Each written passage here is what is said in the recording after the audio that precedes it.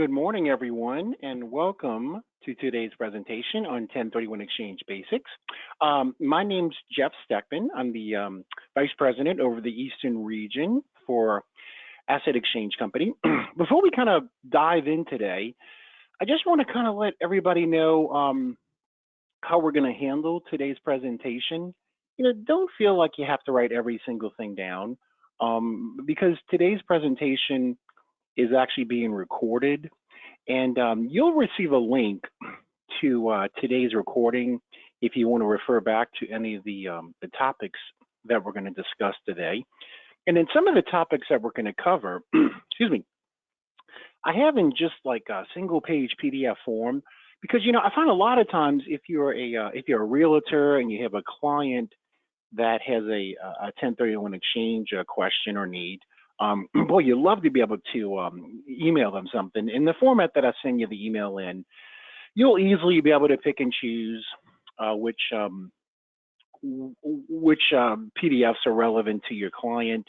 If you want to forward that on to your client, and even if you want to include me on that email that you forward to your client, that way I can follow up with any questions that they may have. If that works for you, hey, it works for me. Obviously, however you want to handle your clients is your prerogative. And as far as questions go for today's presentation, I'm going to open the floor up to questions at the very end, all right? Because I find a lot of times if you do have a question, most often it'll be answered in an upcoming slide. But if for some reason it isn't, again, at the very end is where we'll open up the floor to questions, all right? Kind of give you a little bit of background about myself. So I've actually been in the business for 29 years. I did a lot on the closing side of the business to kind of get my start. I'm originally from New Orleans, so if you hear the accent come through, please forgive me.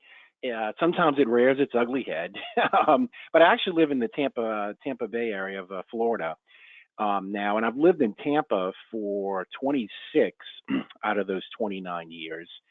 And, as long as I've been doing this, boy, I've seen the really good times in the real estate industry, and boy, I've seen the really bad times as well. We'll see how this year shakes out for all of us, right? Now, let me give you a little bit of information about who we are. Again, we're Asset Exchange Company. Now, we've actually been in business since 2006. And over the course of our existence, we've done about 40,000 1031 exchanges, all right? It's all that we do. We don't provide any type of closing services. We don't provide any type of escrow services. Now, in the industry, we're known as a qualified intermediary, QI for short. Now, depending on the area of the country that you live in, you may hear people refer to as an accommodator. Another common term is a facilitator, or just simply an intermediary. But most often, again, people just refer to as a QI. Now, our main job in a 1031 exchange is we actually hold the proceeds from what we refer to as the relinquished property, right? So that's the property that's being sold in a 1031 exchange. Now, we hold the proceeds, the net proceeds from that sale on behalf of the seller, the exchanger, all right? Because the rule is they can never actually have receipt of those funds. Now, if they ever did, they would lose their ability to do a 1031 exchange, and we're going to talk about that in much greater detail in an upcoming slide. But just a word of caution about QIs. It's amazing in today's heavily regulated real estate industry that at least on a federal level, there actually is no federal agency that oversees what we do. So what exactly does that mean for everybody out there, right? Well, what that means is anybody can be a QI. All right? There's no type of requirements. You have to have any type of E&O insurance. There's no type of requirements. You have to have any type of bond. There's no guidelines on where you hold the proceeds or the type of funds you hold the proceeds in. It's a really scary, scary thought when you sit down and think about it. So, if anybody on the line today is currently involved in a 1031 exchange, boy, please just make sure you've done your due diligence and you're dealing with a reputable company. All right, I'll just leave it at that. Now, great news when you deal with us, right? Well, we're actually based out of California. Our home office is in San Francisco. But because we're California based, the state of California actually has a state agency referred to as the California Franchise Tax Board. Now, that Franchise Tax Board actually oversees qualified intermediaries in the state of California. Right? They do require us to carry minimums for the E&O insurance we have, minimums for the bond that we carry. We're subject to audit by that Franchise Tax Board. There's guidelines on the financial institutions where we hold the proceeds. There's guidelines on the type of funds we hold the proceeds in, which is great for anybody that deals with us in California, right? But any file that we work on in any part of the country, because, we do 1031 exchanges all throughout the United States. Well, that Franchise Tax Board actually has oversight in any exchange that we work on because, as I mentioned, they can come into our office at a moment's notice and audit any file we work on, right? Not just California property. So you do have some assurances when you deal with us.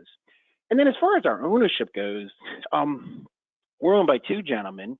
Now they've been in the 1031 exchange business specifically for like 20 plus years, one of which is actually a tax attorney. Now, his name is Adam Skarsgård. And Adam is considered like a 1031 exchange expert. He's been called upon to testify in tax court as an expert witness on 1031 exchange. He even occasionally teaches at UC Berkeley on real estate and tax law, that type of thing.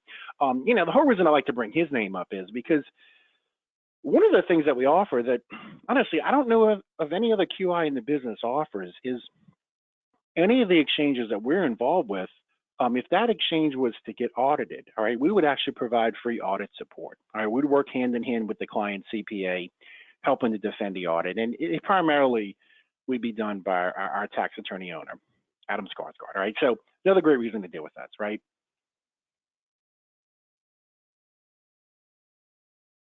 Now, let's talk a little bit about the history of exchanging. So, believe it or not, exchanging has been around for close to 100 years. And it really started back in the 20s with farmers. And back in those days, exchanging was pretty simple. Maybe I had a farm that I grew corn. I knew another farmer, he had a farm that he grew wheat. Well, I wanted his farm and he wanted my farm. So we just swapped farms. And it was really that simple back in those days. But our modern day exchanges, kind of the format that we follow today, that was really started back in 1979. And there was a gentleman by the name of T.J. Starker. Now, Mr. Starker lived in California, and he owned all this land in California with timber on it. All right, and what Mr. Starker did was he sold that land to a timber company called Crown Zellback. And what Crown Zellback did is, in exchange for the land, they gave him what was referred to as exchange credits. And over the course of the next few years, Mr. Starker went out and bought various properties with those exchange credits. And that's really kind of how our modern day exchanges started, again, back in 1979 with T.J. Starker. So if anybody on the line today, if you've ever heard of the term a Starker exchange, that's where it comes from. It comes from T.J. Starker's last name.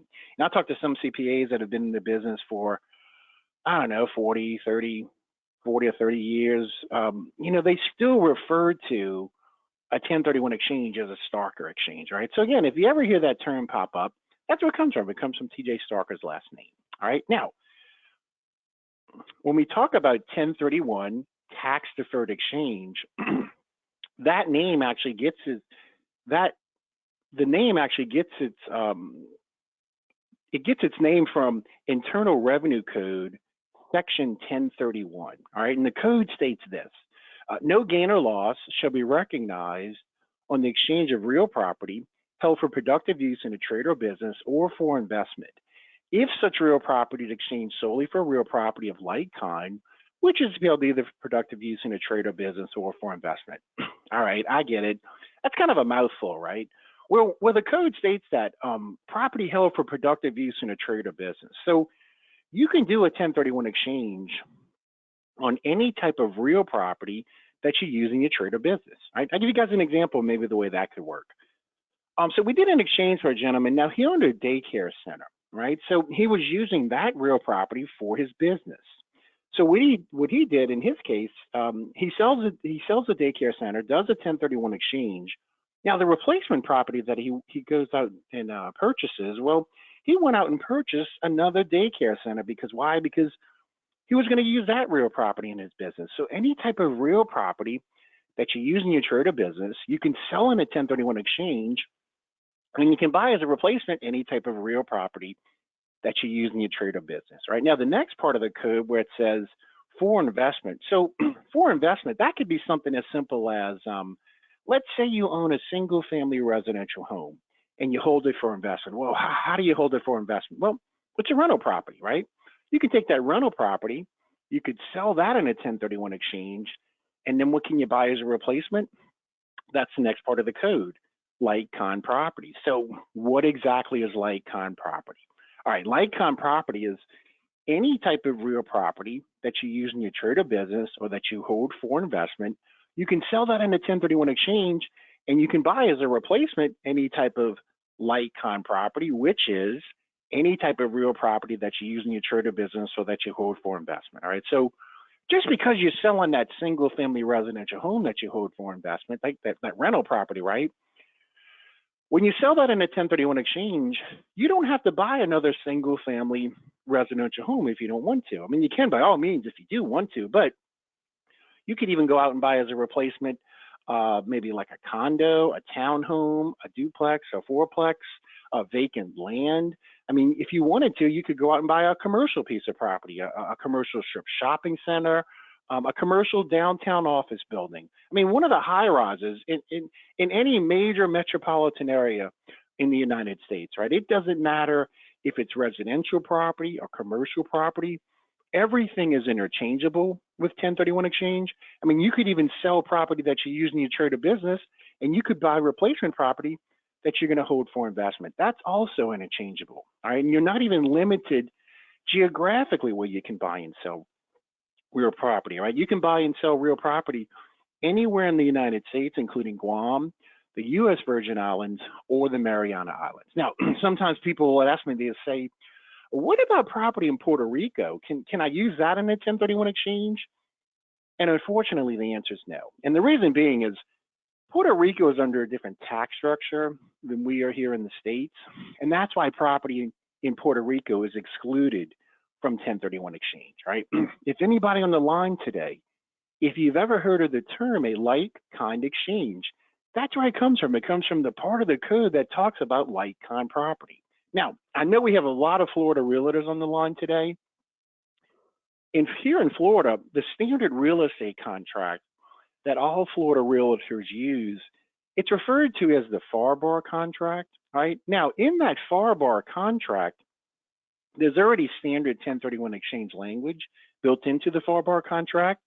It's in section 18 and it's item N. In that language in the FAR contract, they actually refer to a 1031 exchange as a like-kind exchange. So again, if you ever hear that term pop up, that's where it comes from. It comes from the part of the code that talks about like-kind property. All right, now, what are current tax rates? So when you sell real property, if you have any gain in the property, you're going to be subject to capital gains tax. Now, capital gains tax right now is either 15% or 20%. Now, the 15% capital gains tax rate is applied if you're single and you have income of less than $519,000 a year, or if you're married and you have income of less than $584,000 a year. All right, that's where you're at the 15% capital gains tax rate. Now, the 20% capital gains tax rate is applied if you're single and you have income of greater than $519,000 a year, or if you're married and you have income of greater than $584,000 a year, right? That's where you're at the 20% capital gains tax rate. Now, in addition to the capital gains tax rate, you could also be subject to another tax. It's referred to as depreciation recapture tax. Now, that's an additional 25% tax. You might be sitting there saying, well, how does that work? What's that all about, right? Well, the depreciation recapture tax works like this. Any depreciation that you've claimed for the lifetime that you've owned that property, when you go to sell that property, they're going to hit you with a 25% depreciation recapture tax, right? On top of that, you may also be subject to an additional tax. It's referred to as the Medicare tax. Another term you hear people refer to it is the NIT tax, the net investment income tax. That's an additional 3.8% tax, okay? You might be asking yourself, how does that work? What's that all about, right? Well, the Medicare tax, that's something that they passed back in 2010 with the Affordable Care Act, Obamacare. It went into effect in 2013. Now, it was one of the things that they passed to try to offset some of the costs of the Affordable Care Act. All right. Now, the great news is when you do a 1031 exchange, you can defer having to pay any of these taxes. All right. Now, what am I not listing up on the slide? I'm not listing anything to do with state taxes, right? Well, if you live in a state like me, like Florida, we don't have any type of state taxes. So you know what? We don't even need to worry about that. But if you live in a state or you're selling property that is located in a state that has state taxes, you'd also be subject to whatever those state taxes are. Now, the great news again is when you do a 1031 exchange, you can also get out of having to pay those state taxes. All right. Now, every state kind of has their own way of you completing some type of form or going through some type of process in order to get out of having to pay those state taxes. I'll give you guys a couple of examples, at least on exchanges that I was personally involved with. All right. So we did an exchange for a gentleman. Now, he was a Florida resident. He owned an investment property located in California. Now, California has state taxes. And I want to say their state taxes can be as high as I think it's like 11 or 12%. It's kind of like a tiered level. It's like the more you make, the more they tax you, the higher they tax you. Now, even though he was a Florida resident, but he was selling a property located in California, guess what? California, they still wanted their state taxes. Now, the good news for him was he was doing a 1031 exchange with he was going to be able to get out of having to pay those state of California taxes, right? And the way he got out of them was he had to complete the state of California form, had to submit it to the state, and that's how he got out of having to pay the taxes. Now, it's my understanding that he's got to submit that form every year thereafter. All right, the year he doesn't submit the form, they actually come after him for the taxes. All right, now, we did another exchange for a lady. She was another Florida resident. I believe she was selling property located in Maryland. Well, Maryland has state taxes as well. Again, good news for her was she was doing a 1031 exchange with she was going to be able to get out of having to pay those state of Maryland taxes. And the way she got out of them was she had to complete the state of Maryland form. I think we even had to sign off on it. And I want to say she had to submit it to the state 20 days prior to closing. So again, every state kind of has their own way of completing some type of form or going through some type of process in order to get out of having to pay those state taxes. All right, now, think about this for a minute. I know we have a bunch of realtors on the line today, right? If you have a client and you know they're selling an investment property, right? And they're not talking about doing a 1031 exchange, especially if they live in a state that has state taxes, that's a perfect opportunity for you to bring it up to them, right? Because if you can show them, let me say, look, do a 1031 exchange, avoid having to cut that check or those checks, right? If they're also subject to state taxes, it's just going to give them that much more buying power, right? Where no longer do they have to cut that check or those checks. It just gives them that much more buying power to go out and buy themselves a better property, right? Now, hopefully it's going to be a higher dollar property for them. Also, hopefully that's going to equate to a higher income producing property for them. And hey, what is that going to do for you as a realtor? At least as far as your commission goes, hopefully you just increase your commission all by recommending a 1031 exchange, right? Because now if they can buy that higher dollar property, hopefully you just increase your commission, all right? So hopefully some things to think about for everybody on the line today, right? Now, I get this question pretty often. People will ask me, they say, well, how long do I need to own a property for it to be considered an investment property? And the honest answer is, I really just don't know, all right? Because there's nowhere in the code that specifically states how long you need to own a property, all right? The code just states it needs to be real property that you use in your trade or business or that you hold for investment. Now, if you ask some CPAs, they'll tell you, good rule of thumb is really to hold on to a property for at least a year, to rent it out for at least a year, for 12 months, all right? And if you just think about the logic behind that for a minute, let's say, we're in 2024, right? So let's say you buy your investment property today, right? Now you're going to rent it out for a year, for 12 months. So what is that actually going to mean? Well, what that's going to mean is you're going to claim that property as an investment property on your 2024 taxes, right? Because any income that's coming in from rents, any expenses that are going out, you're going to claim all of that on your 2024 taxes, right? Now, remember, you're going to rent it out for a year for 12 months.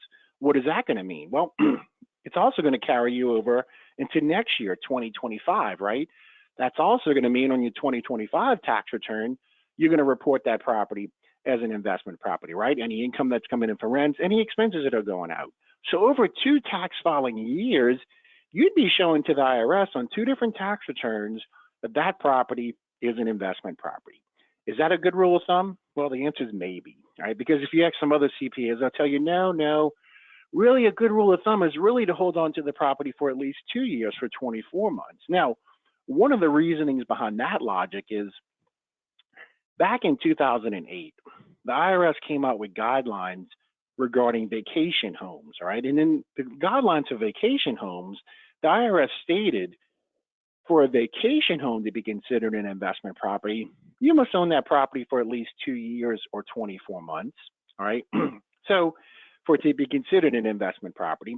So some CPAs pick up on that and they say, well, for vacation homes, the IRS is actually giving us guidelines stating for the vacation home to be considered an investment property, you must own it for at least 2 years or 24 months.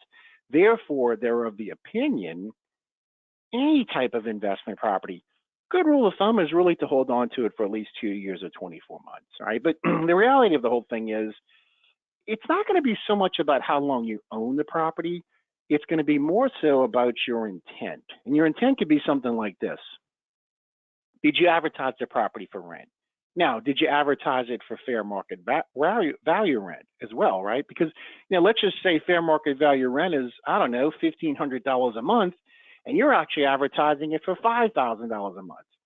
Yeah, you know what? The IRS is probably going to have an issue with that. All right, if you ever get audited and the IRS comes in and says, okay, prove to us you held that property for investment, you're going to have to be able to back it up. All right, now let's one particular court case in the slide. It's referred to as Resnick versus the commissioner. Now, in that particular court case, the circumstances was you had a husband and wife, right? They owned a single-family residential home. That was their primary home. Now, they also owned another single-family residential home that was an investment property, a rental property, right? So what they did was they sell the investment property in a 1031 exchange. Now, in their case, they went out and purchased as their replacement property another single-family residential home. That was going to be the replacement investment property. Now, during the 6-month period after they did their 1031 exchange, they actually ran a classified ad in the town newspaper that they lived in, advertising the property for rent at fair market value, right? Now, they even showed it to 2 potential renters during that 6-month period, but for whatever reason, they could never get the property rented out. Now, what else happened during that 6-month period was one of them loses their job, right? So they had a mortgage on their primary home. They also had a mortgage on that investment property, but what? It wasn't rented out, right? So after 8 months of ownership, they wound up selling their primary residence, and they moved in to the investment property. Now, in that particular court case, it was ruled that their intent for that investment property was to hold it as an investment. But what happened? The circumstances changed, right? And they were forced to do something. So again, it's not always going to be about how long you own the property. It's going to be more so about your intent. And as I mentioned, if you ever get audited, you're going to have to be able to back it up. All right. So please, everybody, remember that investment intent. Now, vacation homes. Boy, I always like to talk about vacation homes because why? Yeah, I live in Florida. All right. And here in Florida, it's like, I don't know, either everybody has a vacation home or everybody wants a vacation home. So how does that vacation home qualify as an investment property? All right. So this is actually referred to as Revenue Procedure 2008-16. And the first guideline I've already given you guys, right? You must own that property for a minimum of 2 years or 24 months. All right. Now, for every 12-month period of ownership, right, you must rent that property out for a minimum of 14 days at fair market value. All right. Now, you can use it for some personal use, right? For every 12-month period of ownership, you can actually use the property for 14 days personal use, or 10% of the total time that it was rented during that 12-month period. So here's an example of maybe the way that could work. Let's say during that 12-month period, you actually rent the property out for 200 days. Okay, 10% of 200 is what? Is 20, right? So you could use the property for your personal use for 20 days instead of the 14 days. Now, if that property meets those guidelines, it qualifies as an investment property, and hey, you can use it in a 1031 exchange. Now, if it doesn't meet those guidelines, I wouldn't necessarily say it would be disqualified. All right, in that particular situation, I'd recommend to the client, I'd say, look, talk to your CPA. And if you and your CPA can come to an agreement where you feel like you can justify that property as being an investment property, then hey, by all means, use it in a 1031 exchange, right? We're always going to recommend to people, talk to your CPA, because why? Because your CPA is going to have way more information about your tax situation than I ever would, that I would even ever care to know, all right? If the CPA comes back and says, yeah, I think we can justify that property as being an investment property, then hey, use it in a 1031 exchange, right? Remember everybody, I told y'all, before we kind of dove in today, I said, some of the topics that we're going to cover today, I have in just like single page PDF form. I have one that just talks about vacation homes. Again, I'm going to be emailing those out to everybody. So be on the lookout for the email once we wrap up today's class, okay? Now, what type of property is excluded from 1031 exchange? Well, your primary residence. You cannot do a 1031 exchange in your primary home, your primary residence, right?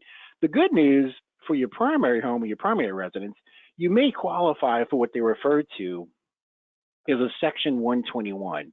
And basically the way you qualify for the 121 is you had to have lived in that property as your primary home any 2 out of the last 5 years. And if you do qualify and you have gain when you sell your primary home and you're single, the first $250,000 of any gain is tax exempt. And if you're married, the first $500,000 of any gain is tax exempt, all right? Now, you don't need anybody like me to help you with that. That's just something that you claim on your tax return in the year that you sell your primary residence, all right? But again, primary residences, primary homes are excluded from 1031 exchange. Now, property held for sale is also excluded from 1031 exchange. You might be asking yourself, what exactly does that mean? How does that work? All right, property held for sale. Here's an example of maybe the way that could work.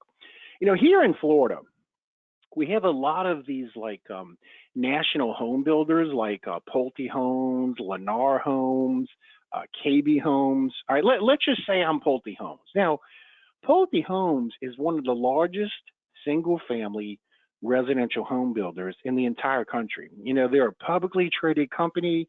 They build newly constructed residential properties all over the United States, right? Now, the properties that they build, when those properties are completed, what do they do with them?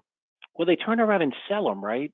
Because they're holding those properties for sale and not for investment, they can't do 1031 exchanges on those types of properties, right? So property held for sale is excluded from 1031 exchange. Now, dealer property is also excluded from 1031 exchange. Now, you might be asking yourself, what is that? What's dealer property, right?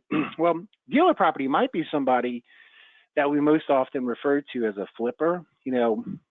Let's say they buy a property today, right? I don't know, 2 or 3 months goes by, and then during that 2 or 3 month period, what do they do with it? Well, they fix the property up, right? And after the property is completed, what do they do with them? Well, they turn around and sell it. Well, you can't do 1031 exchanges on those types of properties because that's like their inventory. That's the business that they're in. They're in the business of buying properties, fixing them up, and when they're completed, they turn around and sell them. You can't do 1031 exchanges on those types of properties. All right. Now, here's a possible solution for a flipper. Let's just say, again, they buy a property, 2 or 3 months goes by, right? They fix the property up. And when it's completed, instead of them trying to sell the property, they go to their realtor and they say, look, can you put this in the MLS system showing it for rent? And let's make sure we put it in there for fair market value rent as well. That's a little bit different, right? Because now all of a sudden, what are they doing? They're showing that their intent is to hold the property for investment and not for sale, right? Now, let's just say they even show it to a potential renter, right? I don't know, they run some type of credit check on that potential renter. They don't have such great credit. They decide not even to run it to that potential renter. Okay. If that flipper ever gets audited and the IRS comes in and says, okay, prove to us you held that property for investment and not for sale, they're going to have to be able to back the property up, back that up, right? Now, the example I just gave you guys, there's a good shot, they could, right? They could say, look, here's an email that I sent to my realtor on such and such a day requesting that they put in the MLS system for fair market value rent. Here's the MLS listing showing it for fair market value rent. Here's the day I showed it to that potential renter. Here's a credit check I ran on that potential renter. All of that type of stuff is going to be what? It's going to be their backup, right? Their proof that their intent was to hold that property for investment and not for sale. But again, remember everybody, if they buy a property today and however long it takes for them to fix it up, if when it's completed, they turn around and sell it, you can't do a 1031 exchange on those types of properties. All right. Now, foreign property is also excluded from 1031 exchange. Now, you might be asking yourself, how does that work? What's that all about, right? Here's an example. Let's say I have an investment property here in Florida, right? Okay, I sell it in a 1031 exchange. Now, I can't try to go out and buy replacement property, let's say somewhere in Canada or somewhere in Mexico or maybe somewhere in Europe, right? It has to be what? It has to be property located anywhere in the United States, including Guam, the U.S. Virgin Islands, or the Mariana Islands, right? So foreign property is also excluded from 1031 exchange.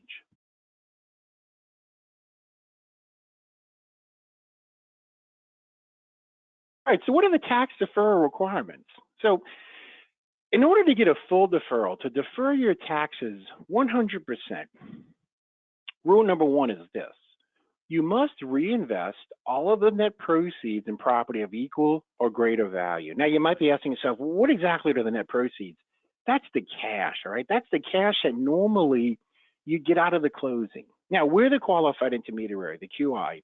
We're going to hold those proceeds on behalf of the seller, the exchanger, because the rule is they can never actually have receipt of those funds. Now, if they ever do, they would lose their ability to do a 1031 exchange, right? So they can't close today and call me tomorrow and say, hey, Jeff, I want to do a 1031 exchange. At that point, it's too late. I mean, they couldn't even close today, walk out of the door of the title company, escrow company, attorney's office, where they did the closing, okay? Get in their car in the parking lot and call me from the car and say, hey, Jeff, I want to do a 1031 exchange, right? Because their funds might be sitting in that escrow account by the company that just did their closing, all right? They might be waiting to wire their funds out to them. At that point, they have what's referred to as constructive receipt. They have a legal right to the funds. They've lost their ability to do a 1031 exchange, right? So we have to get involved prior to the closing, basically prior to them walking out of the door. Now, back to the rule. What do they have to do with those net proceeds that we're going to be holding on their behalf? Well, to get a full deferral, you have to take that entire amount and you have to use that and go out and purchase a replacement property, or you can buy multiple properties if you want to, where the purchase price or the combined purchase prices, if you do elect to buy multiple properties, it has to be at least equal to, or can even be greater than, whatever the sales price was on the property that was sold, the relinquished property, okay? That's rule number one. Rule number two is, if you have debt, if you have a mortgage that you're paying off, all right, whatever that payoff amount is, you actually are required to obtain an equal amount or greater debt in the purchase of any replacement property or properties, all right? Now, that rule can actually have an exception. If you have cash that you're willing to use towards buying your replacement property, you can offset that rule. Now, obviously, if you have no debt, if you don't have a mortgage that you're paying off, you're not required to obtain a mortgage or loan to help you purchase a replacement property or properties, but you do have the option, if you want to or if you need to help you buy the replacement property. You always have that option to take on debt, all right, to get a loan, all right? Now, there's actually some timelines associated with 1031 exchange that everyone needs to be aware of, right? So from when you close on your relinquished property, the property being sold in a 1031 exchange, from the closing day, you actually are going to have 180 calendar days to purchase any replacement property or properties. Now, it's calendar days, it's holidays, it's weekends. All right. Hey, I live in Florida. From June 1st to November 30th is what? Hurricane season, right? If there's a hurricane that's hitting and everything's getting shut down for a day or two or whatever it may be, none of that matters with 1031 exchange. So please just remember that clock is always, always, always going to be ticking. All right. Now, the first 45 days of the 180 days is what's referred to as the identification ID period. Now, what exactly does that mean, right?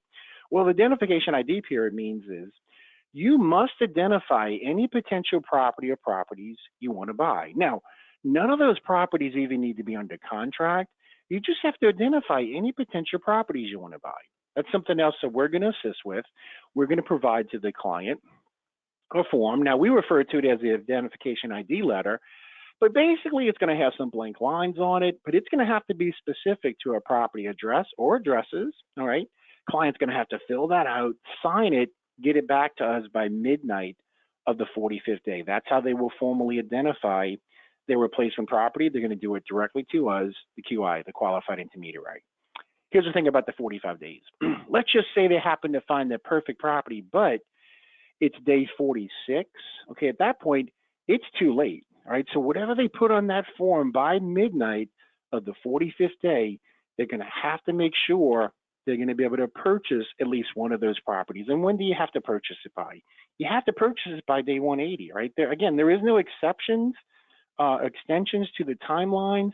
There is no exceptions to what you identify. All right, let's just say, I don't know, let's say you identify 3 properties, right? You put it on the form, you sign off on it, you get it back to us by midnight of the 45th day. If after midnight of the 45th day, if one of those properties happens to sell, there's no going back and saying, hey, one of those properties I identified, that property just sold. There's no way in the world I could ever purchase that property now. It doesn't matter. Right? You'd only have the opportunity to purchase those 2 other properties that you would have identified. So again, no exceptions to what you identify after midnight of the 45th day, and there is no extensions to either the 45-day clock or the 180. All right, so please keep that in mind. All right, now, there's actually some rules to identifying. Now, there's 3 different rules. Now, I'm going to read each one of the rules to you. And if you don't quite understand them when I read them to you, don't worry about it, all right? Because I'm going to walk you through some really just basic examples of how the numbers work for each rule. And hopefully, once I show you the examples, it'll make sense to you. All right, now, the most popular rule that we see investors enacting is referred to as the 3 property rule. Now, the 3 property rule states this. You can identify up to 3 properties without regard to the fair market value of those 3 properties. So what exactly does that mean, right? Fair market value. Well, if you identify 3 properties or less, okay, the purchase prices of any of those properties can be any dollar amount. It does not matter as long as you identify 3 properties or less, okay? Now, if you want to identify more than 3 properties, you can do that as well with 1031 exchange, but it's going to put you into this next rule. It's referred to as the 200% rule. Now, the 200% rule states this. You can identify over 3 properties, but you cannot exceed 200% or 2 times the combined fair market value of the property being sold. So what exactly does that mean, right? Well, if you identify more than 3 properties, okay, the combined purchase prices of all those properties that you identify cannot exceed 200% or 2 times whatever the sales price was on the property that was sold, the relinquished property, okay? Now, if you want to exceed the 3 property rule, and you also want to exceed the 200% rule, well, you can do that as well with 1031 exchange, but it's going to put you into this next rule, all right? It's referred to as the 95% rule. Now, honestly, it doesn't really make a lot of sense in the way that it's written, but remember, everybody, this is the IRS, and sometimes this stuff just doesn't make sense because it reads like this. You can identify over 3 properties. You can exceed the 200% rule, but you must acquire at least 95% of the value of all the properties that you identified. Now, I know, I get it. That's probably about as clear as mud, right? let me show you all the examples, especially with the 95% rule. And hopefully once I show you the examples, it'll make sense to you. All right, so here we go. So again, this is the three property rule. As long as you identify three properties or less, the purchase prices can be any dollar amount. It does not matter, right? As long as you identify three properties or less. So here's an example. Let's say we sell our relinquished property for $1 million. Okay, now we go out, we identify three properties, all right, because we've identified three properties, we're in the three property rule. Now, hey, let's keep the math really simple. Let's say, I don't know, we're going to purchase each one of these properties for $1 million each. All right, so we've identified how much in property?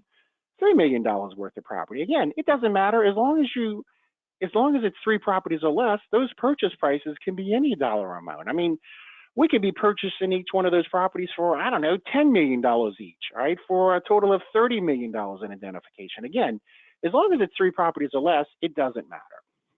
But what does matter? I'll say it again. If you identify three properties, boy, you better make sure you're going to be able to purchase at least one of those properties, right? Now, what's the best way to lock up a property? It's really to put one of them under contract. Now, again, for any of the rules, you're not required to have any properties under contract that you identify, but in practice, what we typically see an investor doing is they will put one property under contract. Hey, that's one of the properties they identify. Then I don't know, maybe they'll identify two other properties just as backup, because what could potentially happen at that point is after midnight of the 45th day, if the property that they do have under contract, if for some reason that whole deal falls apart, well, at least they'd have the opportunity to purchase those two other properties that they would have identified, right? So hopefully everybody gets it, gets this rule. All right, now, here's a 200% rule. Again, this is where you exceed the three property rule, but you cannot exceed 200% or two times the combined fair market value of the property being sold. All right, so here's an example. Again, let's say we sell for $1 million. All right, now, in this particular example, we go out and we identify five properties. Because we've identified five properties, what just happened? We exceeded our three property rule, right? So that's going to put us into the 200% rule. Okay, so what exactly does that mean? What that means is the combined purchase prices of all five of those properties cannot exceed $2 million. Now, you might be sitting there asking yourself, how did you get the $2 million? All right, here's how I got it. We sold it for $1 million, right? So two times that $1 million sales price, or 200% of that $1 million sales price, is how much? $2 million, right? So I think this one is pretty straightforward. Hopefully everybody gets it, all right? Now, here's the 95% rule. This is where you exceed the three property rule. You exceed the 200% rule, but you must acquire at least 95% of the value of all the properties that you identified, all right? Here's how it works. Again, we sell for $1 million, right? Now, in this particular example, we go out, we identify 10 properties, all right? Because we've identified 10 properties, what just happened? We exceeded that three property rule, right? Now, let's just keep the math simple in this one as well. Let's say we're going to be buying each one of these properties for $1 million each. All right, so how much have we identified in property? $10 million worth of property, right? Because we've identified $10 million worth of property, what just happened there? We exceeded our 200% rule, right? Because that was how much? $2 million. So that's going to put us into the 95% rule. So let's just say in our example, we're only able to purchase 9 out of the 10 properties that we identified. Well, that's only going to be 90%, or $9 million, right? That is not 95%. If we do that, if we're only able to purchase 9 out of the 10 properties that we identified, guess what's going to happen? We're going to blow our entire exchange, and we're going to be subject to having to pay all of the taxes, all right? So in practice, really the way the 95% rule works, it's really going to be 100% of whatever you identify, you're going to have to buy. And we're using really simple numbers, right? We're saying, hey, each one of those purchase prices, they're going to be $1 million each.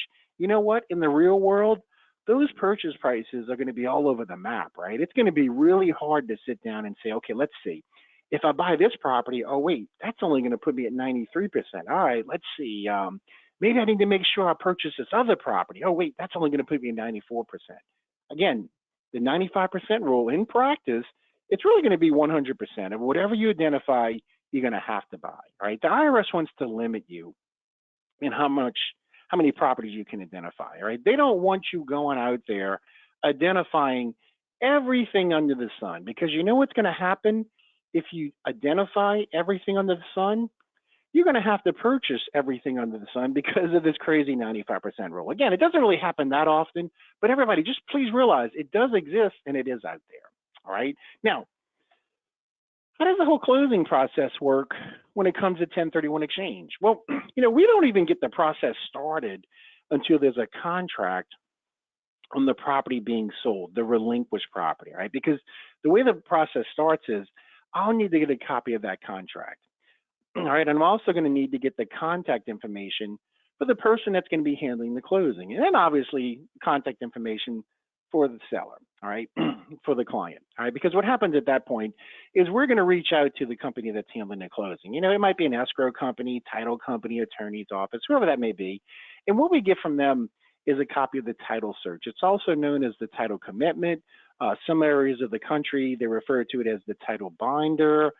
They might even refer to it as the preliminary, but basically it's the search of the title. All right. Once we have that in hand along with the contract, then what we're going to do is we're going to prepare what we refer to as an exchange agreement. All right. And that's going to be documents that will set up the 1031 exchange. Now, we're going to email those over to whoever's going to be handling the closing.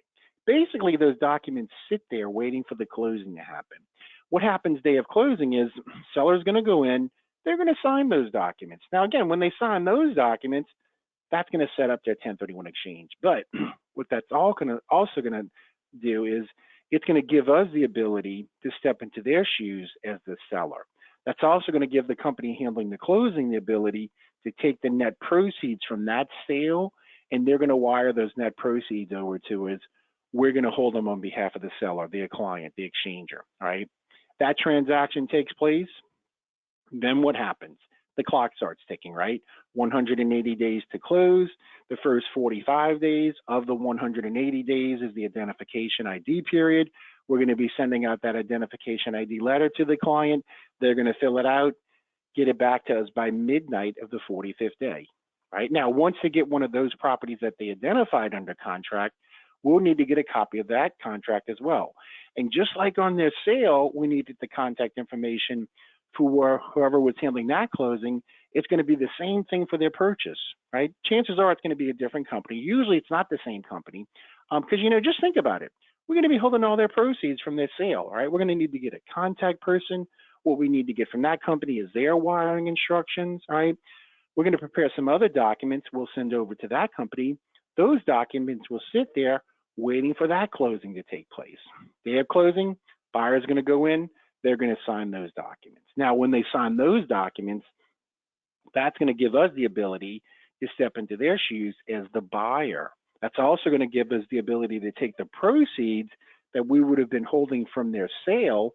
We're going to wire those proceeds over to whoever's going to be handling their closing to help them purchase their replacement property. That's it. That's the entire closing process. It's not that complicated of a process when it comes to the actual closings, all right? That's probably the easier part of 1031 exchange. It's everything leading up to it. It's what you see day in and day out in the real estate world. Negotiating contracts, getting pre-approval for a loan, for a mortgage. Identifying the property, the 45 days, that can be a little tricky sometimes. But again, the closing process is probably the easier part for 1031 exchange. Okay, now, what do we actually charge? What's our fee? What do we charge for our services? Well, everything that we talked about today, and the most common type of exchange that we do is referred to as a delayed exchange. Another term you hear people refer to it as a forward exchange, and it's everything we talked about today. It's where you sell first, you sell your relinquished property first, and then you buy last. You're buying your replacement property by day 180. Again, delayed exchanges are the most common type of exchanges that we do. We charge a flat $1,250, $1,250, right? We don't collect any type of setup fees. We don't charge any type of wiring fees.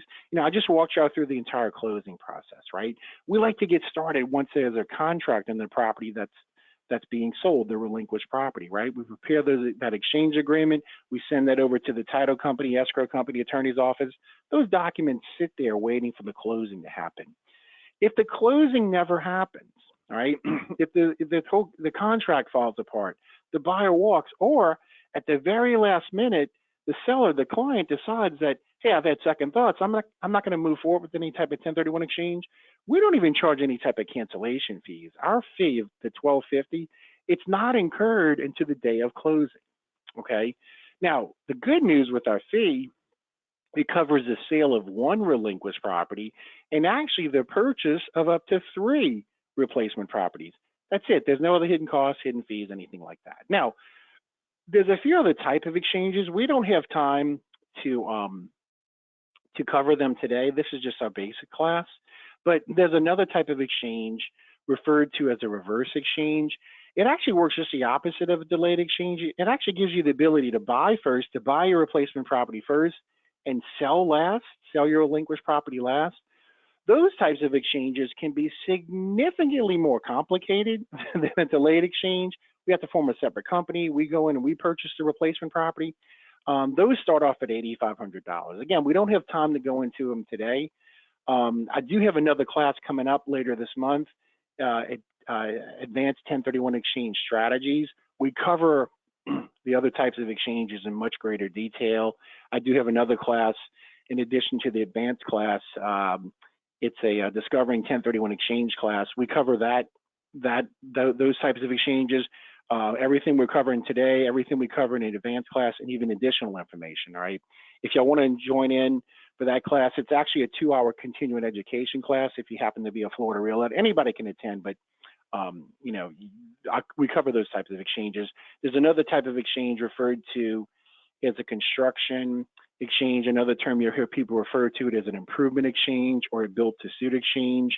Again, a little bit more complicated to cover in just a basic class, but they kind of work like this. You sell your property in a 1031 exchange, we're holding your proceeds, you find a replacement property, but you want to do some improvements to it before you buy it, you can do this thing called the construction improvement or built-to-suit exchange.